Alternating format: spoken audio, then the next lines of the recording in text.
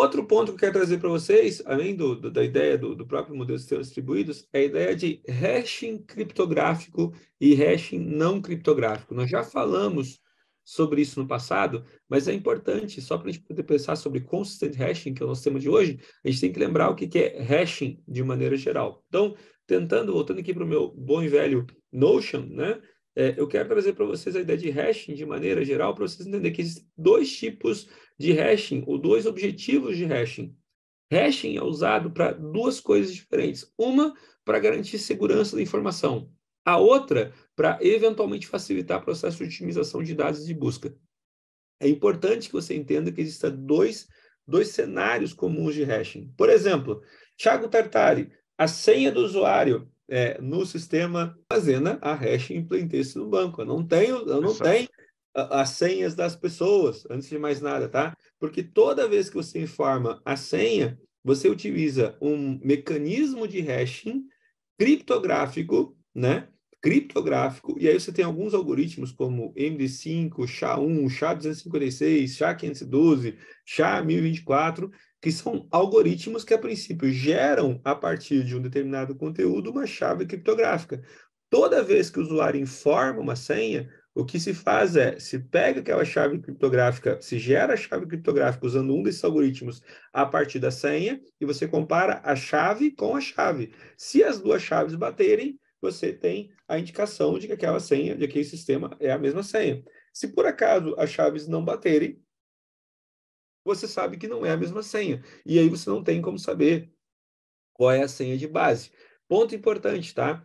É importante até para vocês, tá? Geralmente você vai utilizar um algoritmo pronto, aqui você não deve inventar, né? Você vai usar um algoritmo pronto para poder fazer a conversão a partir de uma string qualquer, você gera lá, geralmente um conjunto de tamanho delimitado constante, né, com a hashing do que você está utilizando. A hashing também é útil para você, muitas vezes, verificar se um grande volume de dados que você está transferindo na internet, se ele não foi corrompido no meio do caminho. Por quê? Porque você verifica a hashing no final do processo e bate lá se o conteúdo que você recebeu, a hash gerada, bate com a hash que você recebeu como chave, você consegue determinar se aquele conteúdo está válido ou não. Então, hashing serve para isso.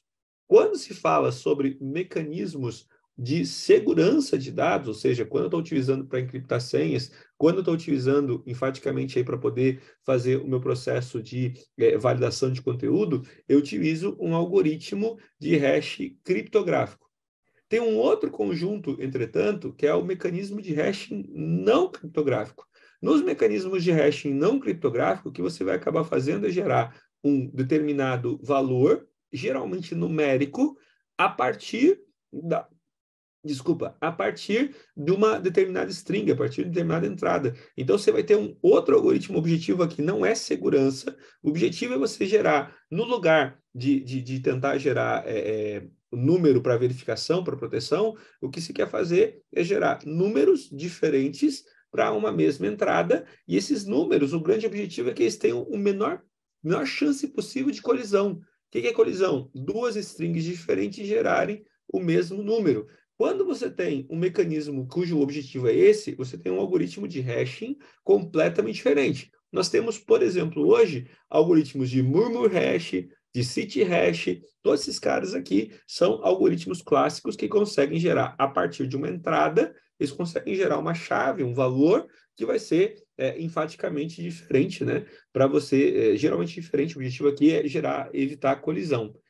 Ponto importante, tá? Quando você fala, nós já falamos sobre chaves de hash não criptográficas quando a gente discutiu sobre a hash table, né? Porque um dos mecanismos da hash table é exatamente usar o mecanismo de hash não criptográfico para poder gerar um número a partir desse cara.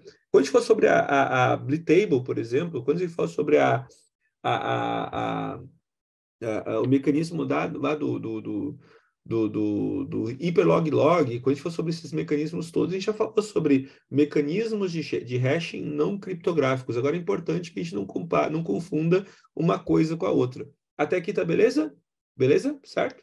Então, qual é a grande ideia? A grande ideia é que a gente tenha, então, a partir de uma determinada entrada, a gente consiga determinar direitinho aí qual é o problema, né? Como é que a gente vai tratar como é que a gente vai distribuir, como é que a gente vai organizar a informação, as chaves de hash não criptográficas, elas vão nessa direção. Então, da mesma forma que a hash table, por exemplo, se pauta na ideia de poder utilizar algoritmos de hashing não criptográficos para poder determinar a posição, também a ideia de constant hashing também utiliza esses algoritmos, esses mecanismos não criptográficos para poder chegar nessa posição. Isso aqui é chave, tá? Para sistemas distribuídos. Daqui a pouco você vai entender isso um pouco melhor.